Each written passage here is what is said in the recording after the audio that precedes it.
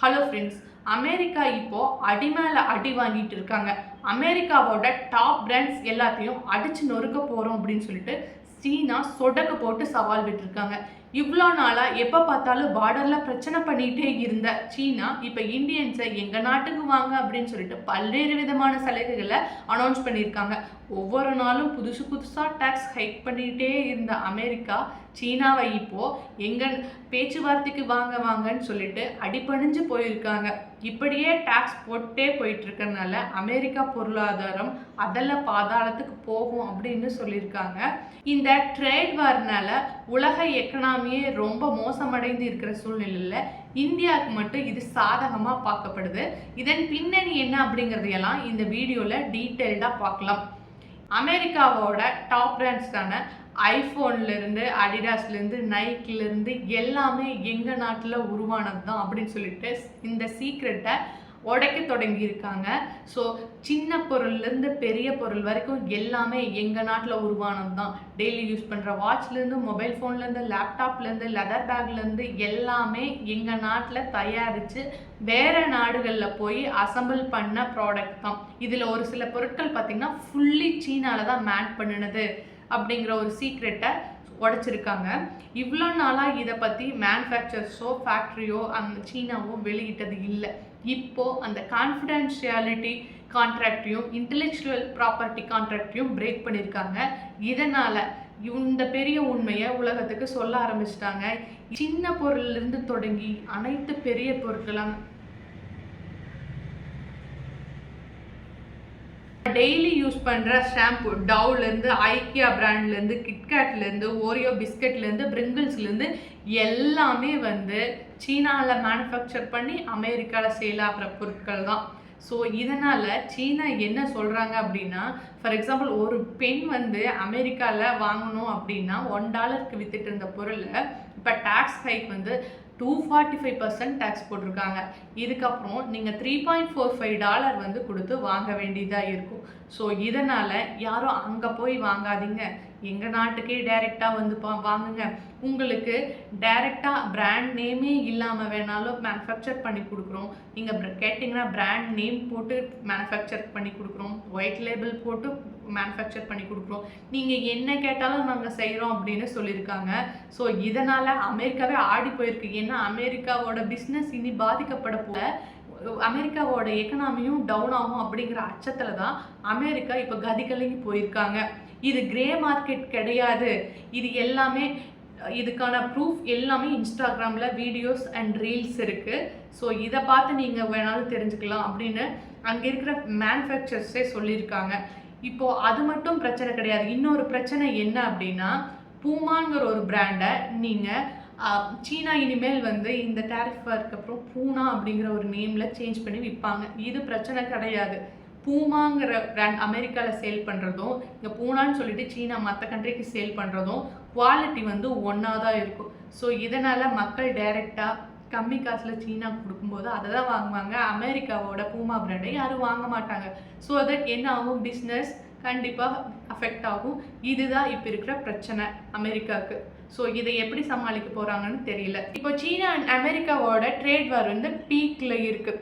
இது ஒரு ஆயுதம் தாங்கிய போர் இல்லை, அதாவது முதல் உலக போர், இரண்டாம் உலக போர் அளவுக்கு பெரிய போர் இல்லை அப்படின்னாலும் அதளவுக்கு கடுமையான விளைவுகளை ஏற்படுத்தக்கூடும் அப்படின்னு சொல்லியிருக்காங்க. நிறைய பேருக்கு நிர்வாகத்தில் மேனேஜ்மெண்ட்டில் பிரச்சனை ஏற்படலாம், நிறைய பேர் வேலை இல்லாமல் போகும், பொருளாதார மந்த நிலை வரும், நிறைய டிபார்ட்மெண்ட்ஸ் எல்லாமே போகலாம், புதுசாக உருவாகலாம், இம்போர்ட் எக்ஸ்போர்ட் எல்லாம் பாதிப்பு ஏற்படும் அப்படின்னு சொல்லிட்டு பயங்கரமான ஒரு கடுமையான விளைவுகளை தான் இந்த வார் ஏற்படுத்தும். இதனால் எந்த பெரிய இதுவும் ஏற்பட போகிறதில்லை. சீனா அமெரிக்கா விட்டாலும் வேறு கண்ட்ரிகள் கூட ட்ரேட் பண்ண ஆரம்பிச்சிடும் அப்படின்னு சொல்லிட்டு இருக்காங்க. இது அமெரிக்காவுக்கு தான் மிகப்பெரிய அடியாக பார்க்கப்படுது. அடுத்தது, இவ்வளோ நாளாக எப்போ பார்த்தாலும் அருணாச்சல பிரதேஷ் பார்டரில் பிரச்சனை பண்ணிட்டு இருந்த சீனா இப்போ இந்தியன்ஸை எங்கள் நாட்டுக்கு வாங்க, உங்களுக்கு எல்லா சலுகைகளும் தர்றோம் அப்படின்னு சொல்லிட்டு இந்த 3 months மட்டும் 85,000 வீசாஸை கொடுத்துருக்காங்க. ஸோ அது மட்டும் இல்லாமல் நீங்கள் வீசா அப்ளை பண்ண உடனே ப்ராசஸ் பண்ணி தரோம். நீங்கள் ஆன்லைனில் பண்ணுறது மட்டும் இல்லாமல் நேரடியாக வந்தாலும் உடனே நாங்கள் ப்ராசஸ் பண்ணி தருவோம். வீசா காசை டவுன் பண்ணியிருக்காங்க. ஸோ இதனால் அமெரிக்காவோட ட்ரேட் வாரோட ஒரு பகுதியாக தான் இதை பார்க்கப்படுது. மற்ற உலக நாடுகள் கூட இணக்கமாக இருக்கணும் அப்படிங்கிறதுக்கான சீனாவோட போக்கை தான் இது காட்டுது. அவ்வளோ நல்லாடானா நீ அப்படின்னு கேட்க தோணுது. டேரிஃப் வார்னால பெட்ரோல் அண்ட் டீசல் விலை கம்மியாக இருக்குது, தங்கத்தோட விலை மற்றும் மாற்றம் ஏற்பட்டுட்டே இருக்குது, பங்கு சந்தைகள்லாம் பயங்கரமாக அடி வாங்கியிருக்கு. ஆனால் இந்தியன் மார்க்கெட் மட்டும் இந்த டேரிஃப் வாருக்கு அப்புறம் 6.5% வரைக்கும் இப்போ அப்பா இருக்குது. அது மட்டும் இல்லாமல் இந்தியன் காயினோட மதிப்பு வந்து 2% வந்து அதிகமாகிருக்கு. இதெல்லாம் இந்தியாவுக்கு ஒரு நல்ல செய்தியாக பார்க்கப்படுது. அமெரிக்கா இந்த ட்ரேட் வாரை அனௌன்ஸ் பண்ண உடனேயே 10% எல்லா கண்ட்ரிஸ் மேலுமே ஆல்மோஸ்ட் டேக்ஸ் போட்டாங்க. இந்தியாவுக்கு 26%, யூரோப் யூனியனுக்கு 20%, ஆனால் சீனாக்கு மட்டும் 34% டேக்ஸ் போட்டாங்க. இப்போது அதே 245% ஹைக் பண்ணிக்கிறாங்க, அது வேறு விஷயம். இதையெல்லாம் விட மற்ற நாடுகளுக்கு விதிக்கப்பட்ட டேக்ஸை தற்சமயம் அதாவது 90 நாட்களுக்கு ஸ்டாப் பண்ணி வச்சுருக்காங்க. அதே சமயம் சீனா கூட மட்டும் இந்த டேக்ஸ் வார் வந்து கண்டினியூ ஆகிட்டு இருக்கு. டேக்ஸை நம்ம ஏற்றி விட்டுட்டோம் அப்படின்னா சீனாவில் இருக்கிறவங்கெல்லாம் போய் அமெரிக்காவில் பிஸ்னஸ் பண்ணுவாங்க. ஸோ அமெரிக்காலேயே நல்ல ப்ராடக்ட் எல்லாம் உருவாக்கி மற்ற கண்ட்ரிகளுக்கும் நம்ம சேல் பண்ணுவோம். சீனாவோட பிஸ்னஸ் அடி வாங்குவோம் அப்படின்னு எல்லாம் நினச்சிட்டு இருந்தார் ட்ரம்ப்பு. ஆனால் அதுக்கு உல்டாவாக நடந்திருக்கு. சீனா மற்ற கண்ட்ரிகளோட பிஸ்னஸ் பண்ண ஆரம்பிச்சிட்டாங்க. டேக்ஸ் ஹைக்னால அமெரிக்காவோட பொருட்கள் தான் யாரும் வாங்காமல் பிஸ்னஸ் லாஸ் ஆக போகுது. ஸோ இதனால தான் அமெரிக்கா வந்து சீனா கிட்ட பேச்சுவார்த்தைக்கு வாங்கன்னு கெஞ்சாத குறையாக கூப்பிட்டுருக்காங்க. ஆனாலும் சீனா ஈக்குவல் ரைட்ஸ் அண்ட் ரெஸ்பெக்ட் இதெல்லாம் நீங்கள் கொடுத்தீங்க, நாங்கள் போடுற கண்டிஷனையும் நீங்கள் அக்செப்ட் பண்ணிட்டீங்கன்னா மட்டும்தான் நாங்கள் பேச்சுவார்த்தைக்கு வருவோம் அப்படின்னு சொல்லிட்டு கராராக சொல்லிட்டாங்க. ஸோ எது எப்படியோ சீனா கை ஓங்கிருச்சு, அமெரிக்கா டவுன் ஆயிடுச்சு. இதெல்லாம் ஒரு புறம் இருக்க, இப்படியே வந்து சீனா எல்லா உலக நாடுகளோட டேக்ஸ் போட்டே இருந்தால் அமெரிக்காவை விட்டுட்டு மற்ற நாடுகளோட தான் பிஸ்னஸ் பண்ணிட்டு இருப்பாங்க.